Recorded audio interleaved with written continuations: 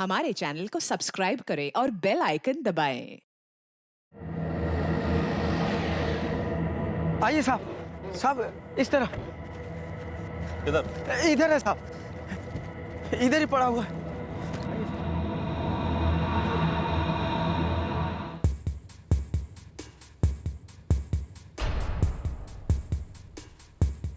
Chandel, body को postmortem के लिए भेज दो और पूरा इलाका स्कैन करो।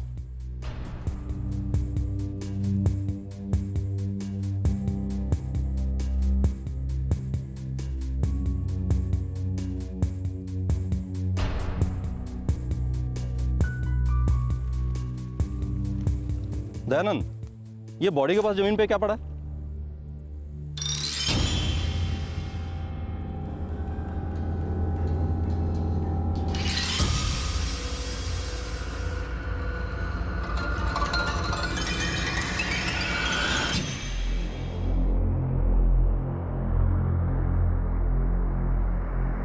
गले पर स्ट्रैंगुलेशन मार्क्स हैं, रस्सी के हैं, गला घोट कर मारा गया है।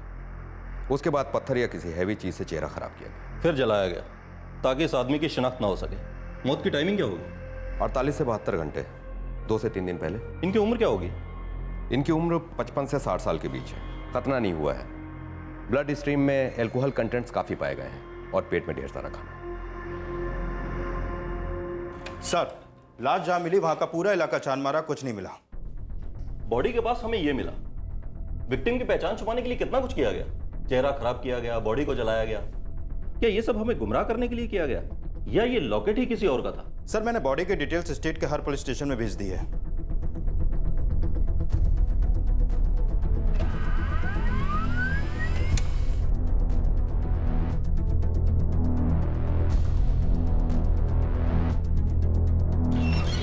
सर, मुकरबाग पुलिस स्टेशन को एक जली हुई लाश मिली है। डिटेल्स काफी मैच कर रहे हैं सूरज शुक्ला से। सूरज शुक्ला की फैमिली को इन्फॉर्म करो शिनाख्त करवाने के लिए।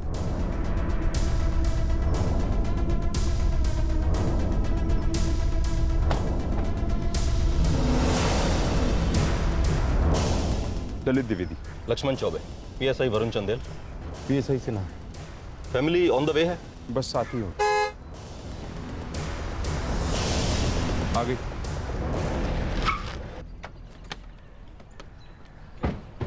आइए सर प्लीज।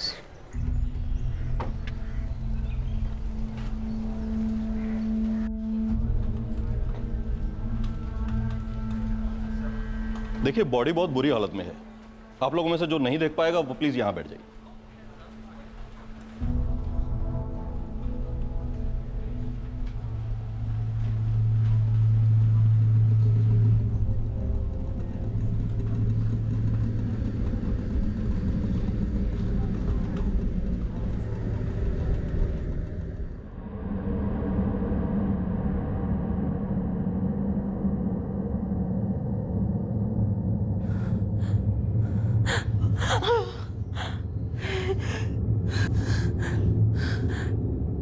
कुछ कहा नहीं जा सकता। कोई भी आइडेंटिफिकेशन नहीं थी। ये मिला।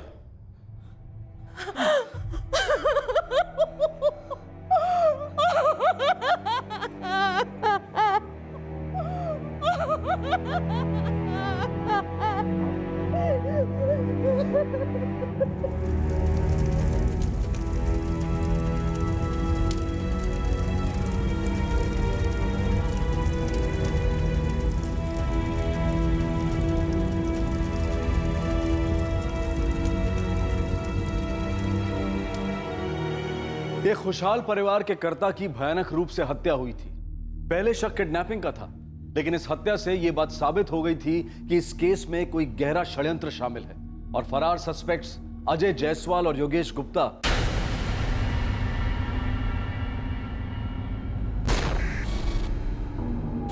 इस साजिश के महज सिपाही हैं। भोपाल में दर्ज किया गया यह मिसिंग केस अब एक मर्डर केस बन गया था और इसकी नए सिरे से इन्वेस्टिगेशन शुरू हुई। सर, मुकरबाग पुलिस स्टेशन से इस केस की फाइल आ चुकी है। पोस्टमार्टम रिपोर्ट भी इसी में है। अजय जायसवाल और योगेश गुप्ता के सेलफोन अभी भी स्विच ऑफ आ रहे हैं सर। ये रहे उनके कॉल रिकॉर्ड्स।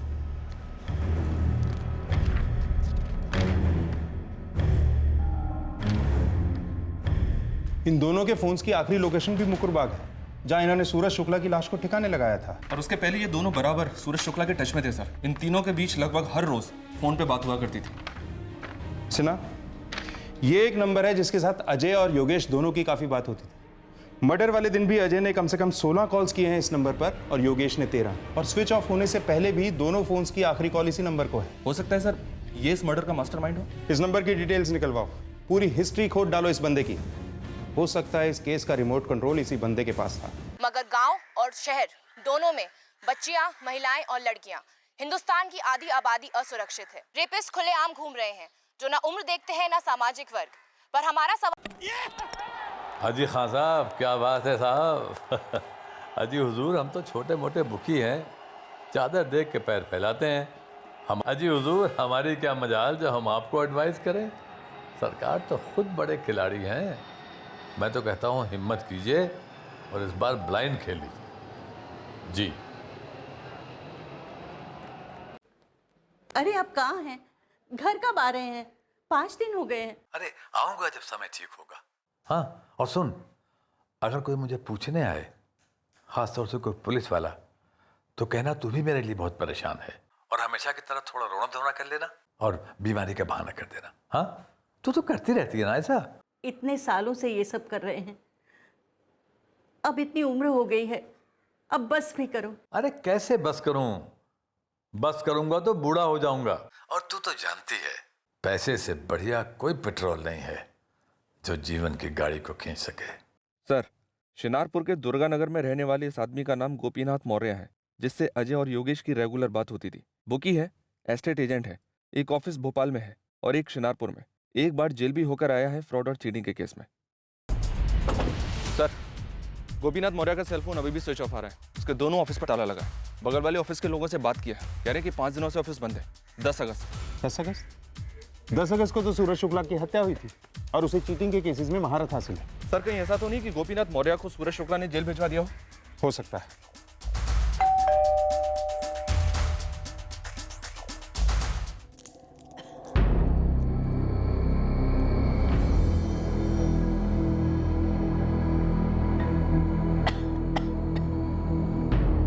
ये अपने भोपाल वाले ऑफिस में हफ्ते में 1 बार जाते हैं। 5 दिन हो गए, इनका कोई पता नहीं।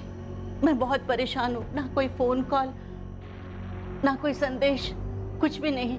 5 दिन हो गए हैं आपके पति को गायब हुए, आपने पुलिस को बताया तक नहीं, एक मिसिंग कंप्लेंट भी दर्ज नहीं की।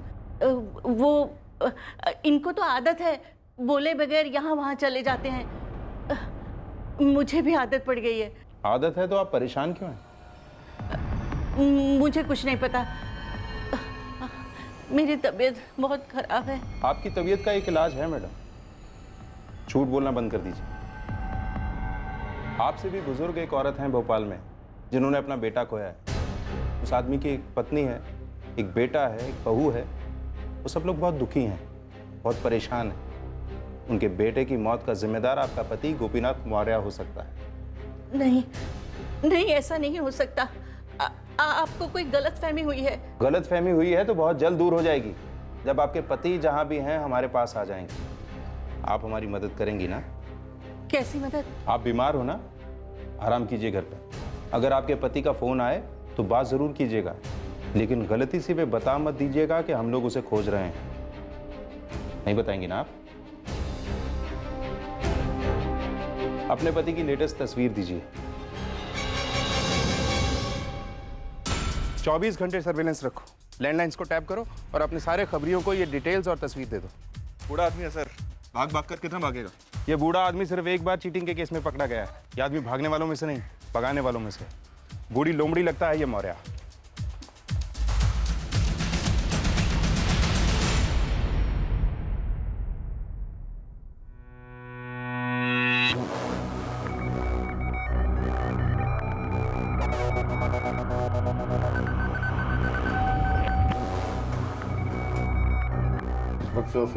हाँ, सेम। किस कमरे में हो? आपके बाजू में। ओह, मैं तो 203 में हूँ। 204। ओह,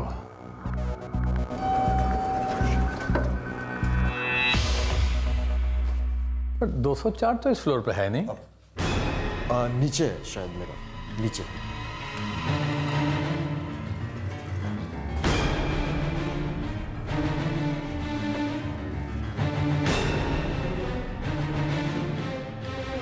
हाँ sir, hotel gold spark 203। Sir थोड़ा जल्दी आइए, उसे शक हो गया शायद।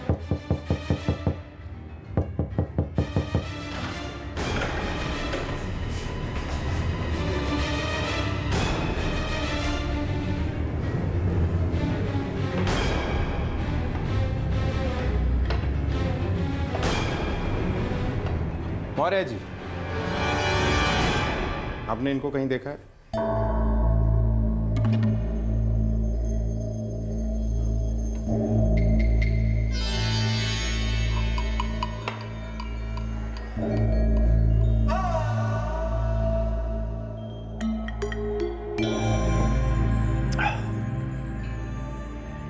मौर्य जी के लिए और पानी लेकर आओ। पहले हम इन्हें नहलाएंगे, उसके बाद कुछ करंट के झटके देंगे। नहीं सर प्लीज हम पर दया कीजिए, ऐसा मत कीजिए सर। देखिए बूढ़ा आदमी हूँ, बीमार रहता हूँ। इसीलिए तमीज से पूछ रहा हूँ, ये बुढ़ापे में क्या सेकंड इनिंग खेली आपने? बताता हूँ सर। मेरा एक दोस्त है मुंशी गोयल। अरे मुंशी गोयल के बच्चे, इतने सालों को याद किया। मुसीबत में तो अपने ही याद आते हैं साले गोपीनाथ मौर्य।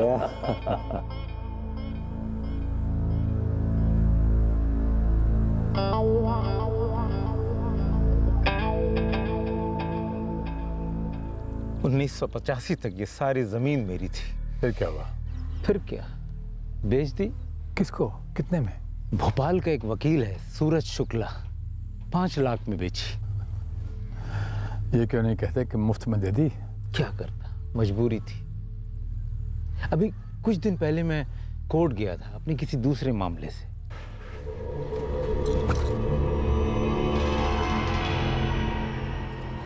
अरे गोयल साहब, आप इतने सालों के बाद साक्षात मेरे सामने हैं। शुक्ला जी। गोयल साहब, एक दिन भी ऐसा नहीं जाता जब मैं आपको याद नहीं करता। ऐसा भी क्या प्यार आ गया भाई? कैसी बातें कर रहे हैं गोयल साहब। अरे मेरे घर में लक्ष्मी चौकड़ी मार के बैठी है सिर्फ आपकी बदौलत, आपकी वजह से। वो जमीन है? जमीन नहीं गोयल साहब, पैसे का खजाना कहिए। आपसे मैंने वो जमीन कितने में खरीदी थी? 5 लाख में। हाँ। और 10 साल पहले मैंने उसका एक टुकड़ा 1 करोड़ रुपए का बेचा है। 1 करोड़? पर कैसे? वहाँ एक बहुत बड़ा प्रोजेक्ट आ रहा है, तो वहाँ के बिल्डर्स सारी जमीन हीरो के भाव में खरीद रहे हैं। कल ही की बात है, कल का मुझे ऑफर पता है कितने का मिला है? कितने का? 17 करोड़ का। 17 करोड़, सोचो आप। 17 करोड़? ये सब कोर्ट कचहरी तो मैं अब शौकिया कर रहा हूँ। मेरे पास आज जो कुछ भी है गोयल साहब, सब आपकी मेहरबानी।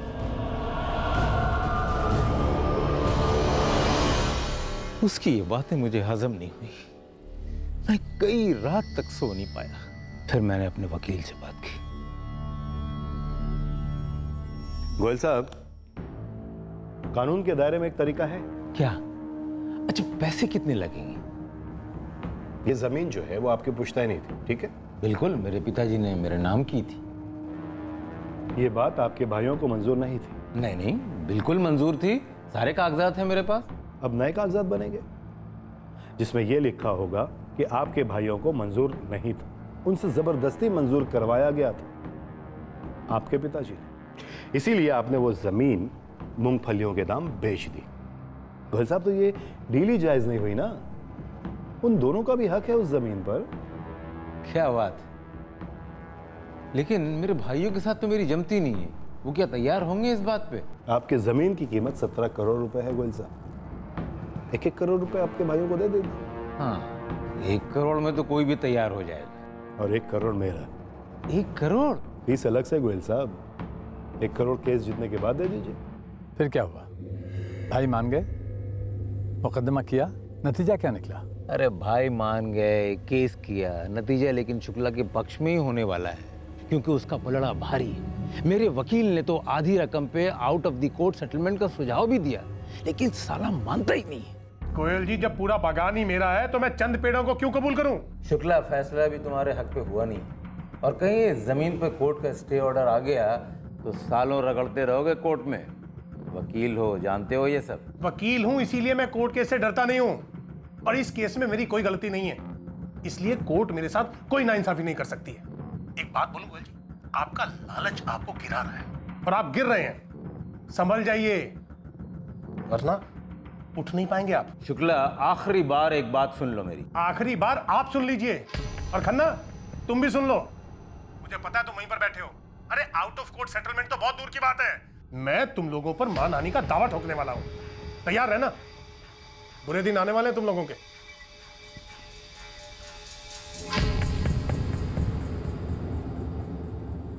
उफ, तुमने तो सोने की खान पीतल के दाम बेच दी।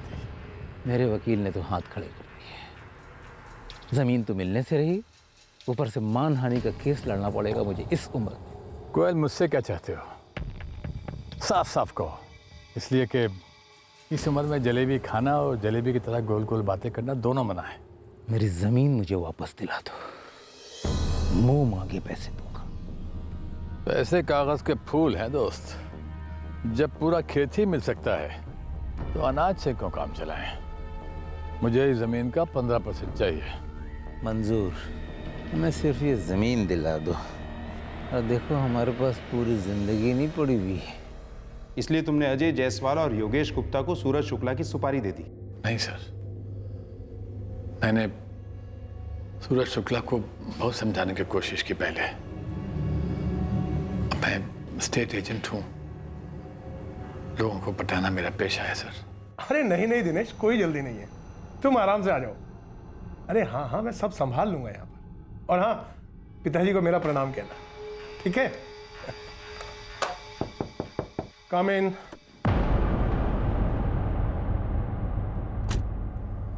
ये आपके लिए। कौन है आप? अब आप मेरा फोन तो उठाते नहीं हैं। सोचा कि अपना फूल सा चेहरा आपके सामने ले जाऊंगा तो शायद आप पिघल जाएं। ओ, तो आप हैं गोयल के टट्टू मौर्य? गोपीनाथ मौर्य। मैंने आपको बैठने के लिए नहीं कहा है, बुजुर्ग हो इसलिए धक्के मारकर नहीं निकालूंगा। वकील साहब, ये जिंदगी बड़ी कमीनी चीज है। हम जैसे कमीनों को बुजुर्ग बना देती है, और आपके जैसे भले लोगों को फरिश्ता बना सकती है बेवक्त।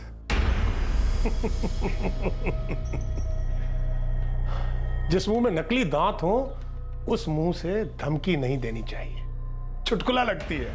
चलिए, मैं आपको दरवाजे तक छोड़ देता हूं, वरना वहां तक पहुंचने से पहले आप लड़खड़ा कर गिर सकते हैं। वकील साहब, मैं सांप हूं, अगर गिर पड़ा तो रेंग के निकल जाऊंगा। मेरा कोई सपोला भी नहीं है, पर आपका तो एक बहुत प्यारा सा परिवार है। ऐसे भरे पूरे परिवार के साथ तो कभी भी कुछ भी हो सकता है। निकल यहां से, निकल। और सुनो, उस गोयल से कह देना कि मानहानि के साथ साथ अब धमकी का मुकदमा भी चलेगा। और हाँ, अगली सुनवाई से पहले तुम भी मरवर मत जाना, क्योंकि जिंदगी वाकई कमी नहीं हो सकती।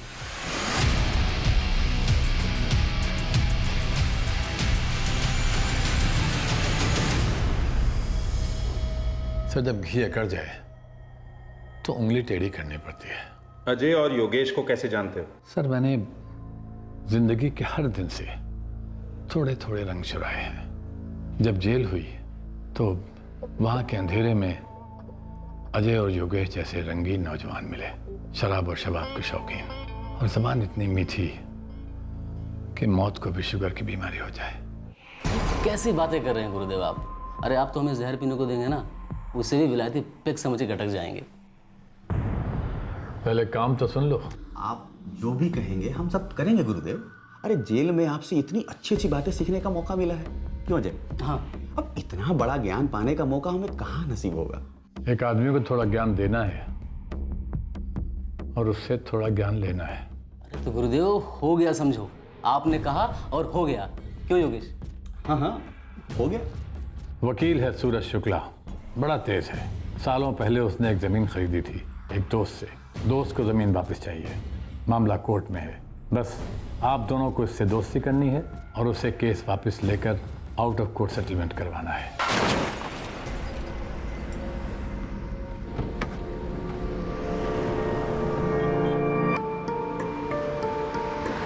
साले बाहर निकल, अरे बाहर निकल, तू दिखाई नहीं देता? हाँ? क्या किया ये? बाहर निकल। अरे भाई साहब एक मिनट। अरे क्या भाई साहब मेरी गाड़ी कैसी की तैसी कर दी तूने? अरे भाई साहब गलती से ठुक गई, आप शांत हो जाइए। शांत रहने से मेरे नुकसान की भरपाई हो जाएगी क्या? देखिए गलती हमसे हुई है तो सारा खर्चा हम भर देंगे। हाँ तो ठीक है, गाड़ी साइड में लगा। बस आप शांत होइए सर। हाँ, गाड़ी साइड में लगा रहे। सर वो कार मैंने ही न दी थी इस काम के लिए, और उन्होंने बड़ी खूबी से सूरज शुक्ला जैसे चालाक आदमी को पटा लिया।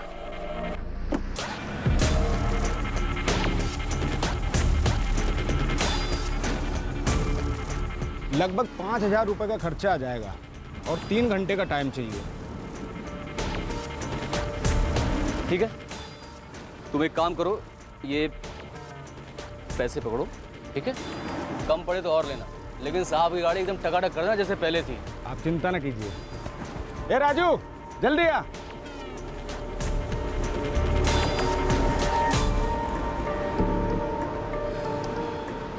मैं यहाँ 3 घंटा वेट नहीं कर सकता। सर आप एक बगल में बहुत अच्छा ढाबा है, वेलकम ढाबा। सर क्यों नहीं आप हमारे साथ लंच कर रहे हैं? धीरे धीरे वक्त भी गुजर जाएगा और सर लंच का टाइम भी तो हो चुका है। हाँ सर, एक बार आप चलिए तो सही, कसम से बहुत बढ़िया खाना मिलता है। अरे स्वाद ऐसा सर कि भूल नहीं पाएंगे आप। नॉनवेज?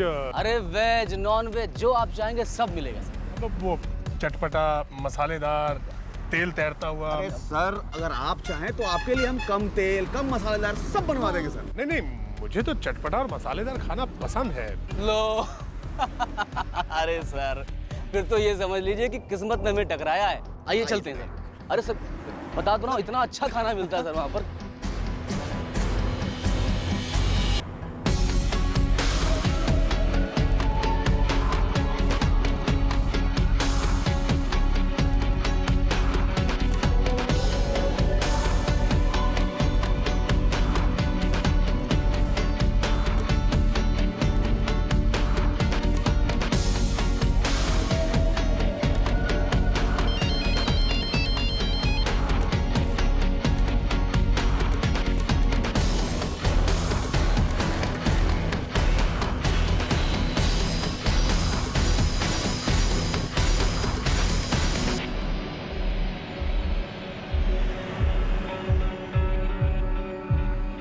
सूरज की असली भूख और प्यास दोस्ती की थी।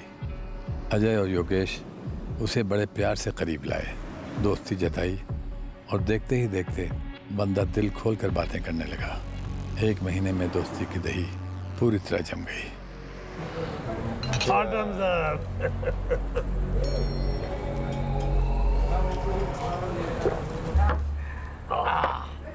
बस अजय, अब खाना मंगा लेते हैं यार, मुझे सुबह कोर्ट में भी जाना, मेरी सुनवाई है। शुक्ला जी ऐसा क्या खास केस है?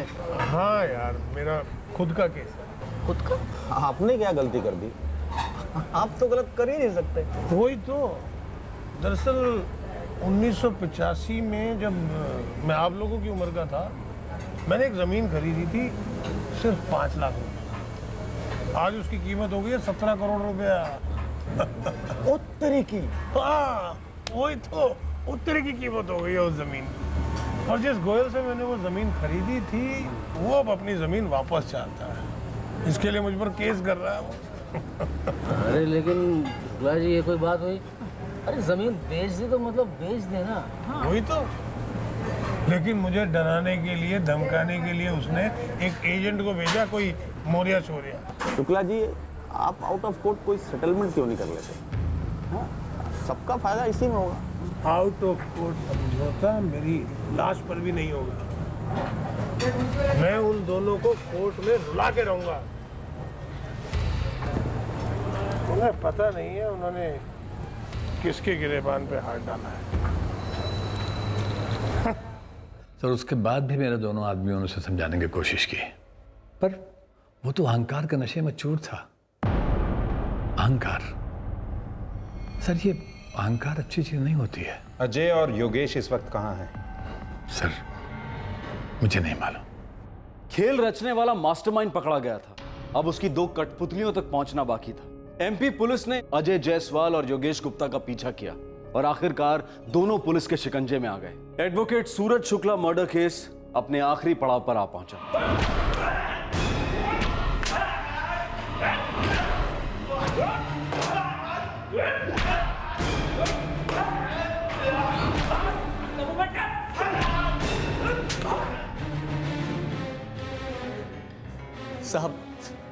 साहब मौर्य जी ने हमें फंसाया है, हम सच कह रहे हैं।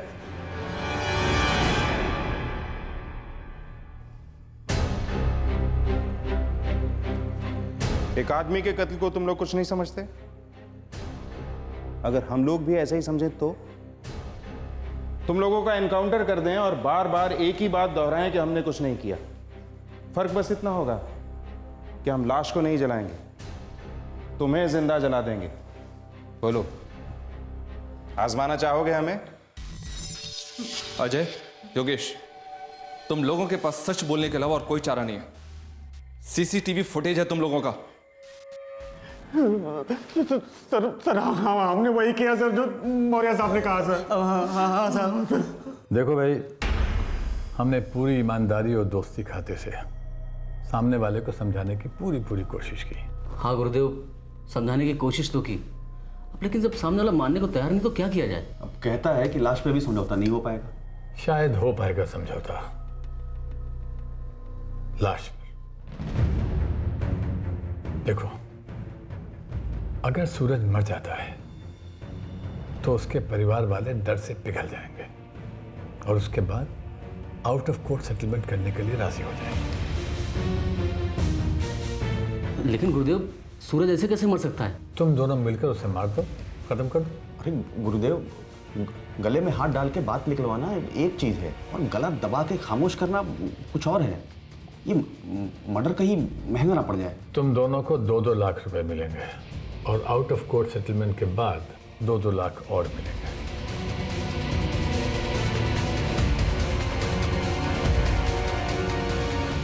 कब मारना है? साहब, मारने का वक्त, दिन और प्लान तय हो चुका था। सर, मौर्य जी ने बोला था कि उनकी दी हुई गाड़ी ज़्यादा दिखनी नहीं चाहिए, इसलिए ढाबे से हम लोगों ने टैक्सी ली। डिस्ट्रिक्ट कोर्ट चलोगे? हाँ साहब, शाम को यहीं वापस आना है। 7 बजे के आसपास निकलेंगे वहाँ से। इसके बीच में मैं दूसरा भाड़ा उठा सकता हूँ ना साहब? अरे तू उठा ले बिठा ले, हमें क्या है, बस शाम को 7 बजे हमें वापस पहुँचा देना यहाँ, ठीक है? ठीक है साहब, चलो।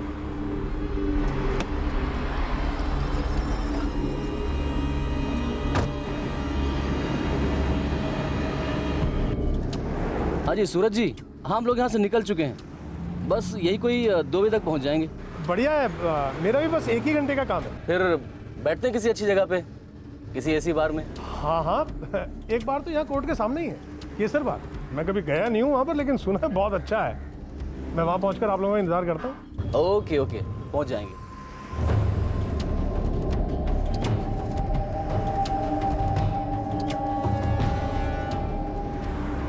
अरे कहाँ पहुँचे आप लोग? अरे सर, बस 2 कदम की दूरी पे हैं, आ गए बस।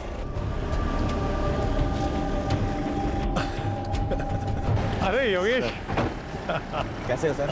अरे शुक्ला जी, कैसे? बस बढ़िया। क्या टैक्सी से? गाड़ी किधर है? अरे अब दारू पीनी तो गाड़ी कौन चलाएगा? 7 बजे ही आ जाना। ठीक है साहब।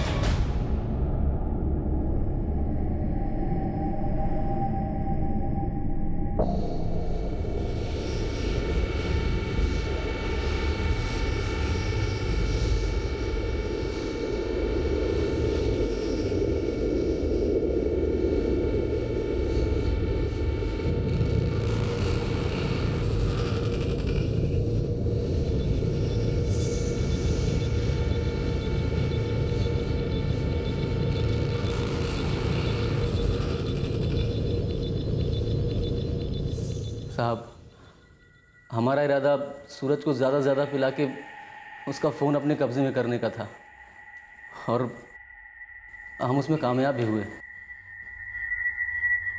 और साहब 7 बजे टैक्सी भी आ गई।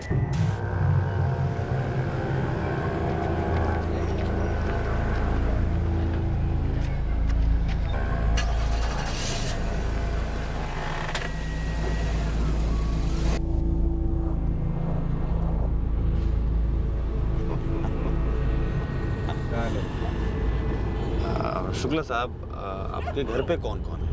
घर पे एक बीवी है, बूढ़ी माँ है, मेरा बेटा है, बहू है, एक पोती है और मैं हूँ। बेटा क्या करता है आपका? बेटे को मैंने सेट कर दिया है, उसकी एक छोटी सी फैक्ट्री लगवा दी है। मतलब इतनी छोटी भी नहीं है, अच्छा खासा कमा लेता है वो सब मेरे कारण है। हाँ, जिंदगी में बस एक अच्छा काम करो और फिर पूरी जिंदगी आराम करो। मैंने एक जमीन खरीद ली थी बस। हाँ, अब आप लोग भी मेरे दोस्त हो, आप लोग भी कोई ऐसा ही काम कर डालो, सबको एक अच्छा मौका मिलता है।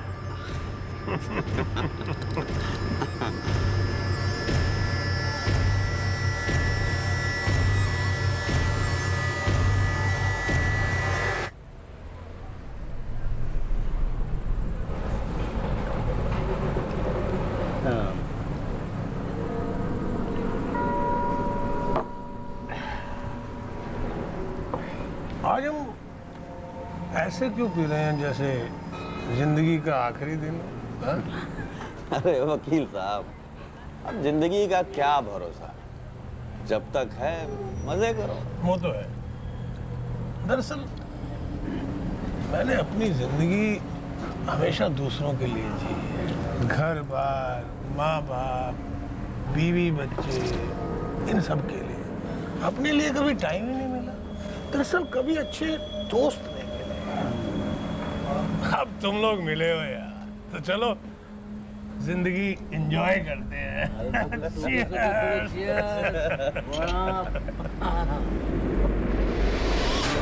रात काफ़ी हो चुकी थी। सूरज का मोबाइल स्विच ऑफ था अजय की जेब में, और अब वक्त आ चुका था कि सूरज शुक्ला को भी स्विच ऑफ कर दिया जाए हमेशा के लिए।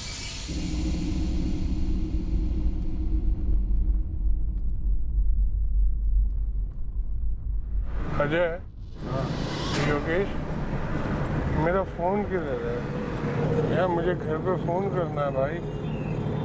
तुम लोगों को चिंता हो रही होगी ना? मेरा फोन दे दो भाई प्लीज।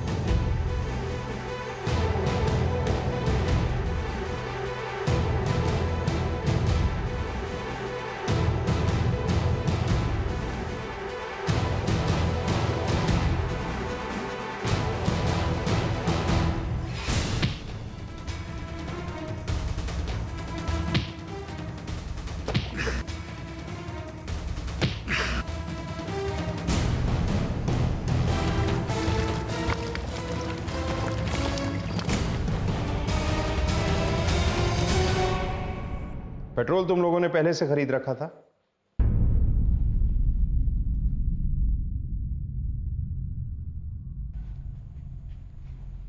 चेहरा बिगाड़ने का प्लान? सूरज शुक्ला का सेलफोन, वॉलेट और वॉच, ये सब कहाँ है? साहब मेरी बीबी के पास थे। बीबी का नंबर 444224 बात करो टीम भिजवा दो। सर साहब हमने जो कुछ भी किया वो सब मौर्य जी के कहने के मुताबिक किया।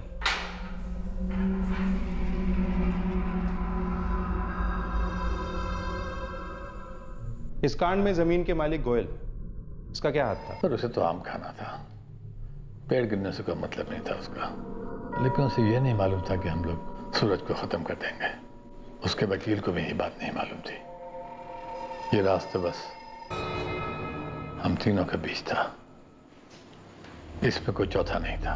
तुम्हें लगा कि एक अच्छे खासे एस्टेब्लिश वकील का कत्ल कर दोगे, उसकी फैमिली को धमकाओगे, वो आउट ऑफ कोर्ट मान जाएंगे, तुम्हें तुम्हारे 15% मिल जाएंगे। बस 15% के लिए तुमने ये सब किया? सर मैं दुनिया का पहला आदमी नहीं हूं जो ऐसा कर रहा है, और ना आखिरी आदमी हूं सर। ये तो बस कुछ 19-20 हो गया जो पकड़े गए। मौर्य जी, आपके ये बाल धूप में सफेद हुए होते ना तो आपकी सोच भी थोड़ी बहुत सफेद हो गई होती, पर आप जिंदगी भर लालच की काल कोठरी में जिए और वहीं बूढ़े हुए हैं। उम्र के साथ साथ आपकी सोच भी काली पड़ती गई। आप बच्चे नहीं, ऐशो आराम से जी रहे हैं। क्या करते इतने पैसे का? सर ये पैसों का नशा उम्र के साथ घटता नहीं है सर, उम्र के साथ बढ़ता है। बड़ा पैसा कमाने की ताकत उन सारे घावों पर मरहम रख देती है जो जवानी बुढ़ापे को ढह जाती है। मौर्य जी, जिंदगी की इस लंबी इनिंग में आप बस एक बात नहीं सीख सके। क्या सर? यही कि क्राइम नेवर पेज। जुर्म से किसी का कोई फायदा नहीं होता।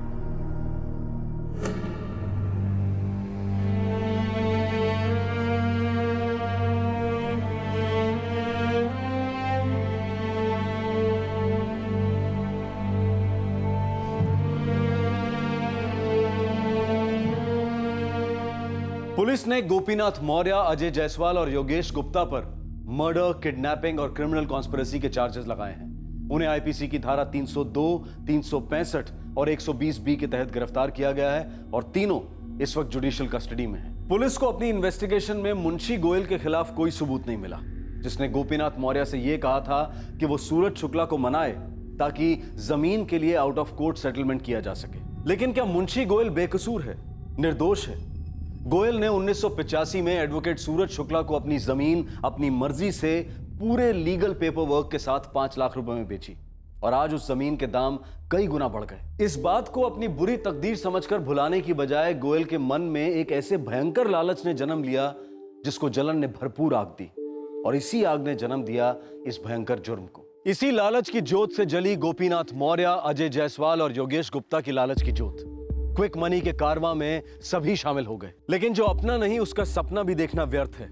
इसीलिए इस कारवां की मंजिल खाई थी जहां यह जा गिरा और हमेशा की तरह जुर्म की हार हुई। दूसरी तरफ एडवोकेट सूरज शुक्ला का इन नए दोस्तों के साथ शराब और कबाब का रिश्ता एक वार्निंग थी कि कुछ गलत होने को है। एडवोकेट सूरज शुक्ला ने इस कोर्ट केस या इन नए दोस्तों का जिक्र किसी से भी नहीं किया था। अगर किया होता तो उसके गुरु और चाचा कांतीलाल द्वारा शायद कोई और सलाह मिलती, शायद एडवोकेट शुक्ला की जान बच जाती। आपसे फिर मुलाकात होगी क्राइम पेट्रोल सतर्क में एक और नए केस के साथ। तब तक अपना ख्याल रखें, सुरक्षित रहें और याद रखें, जो हालात हमसे मुश्किल फैसले करवाते हैं वही हालात हमें नेक इंसान भी बनाते हैं। सही वक्त सही कदम, सतर्क रहें। जय Hind. For more updates, subscribe to our channel, click the show links and enjoy watching the videos.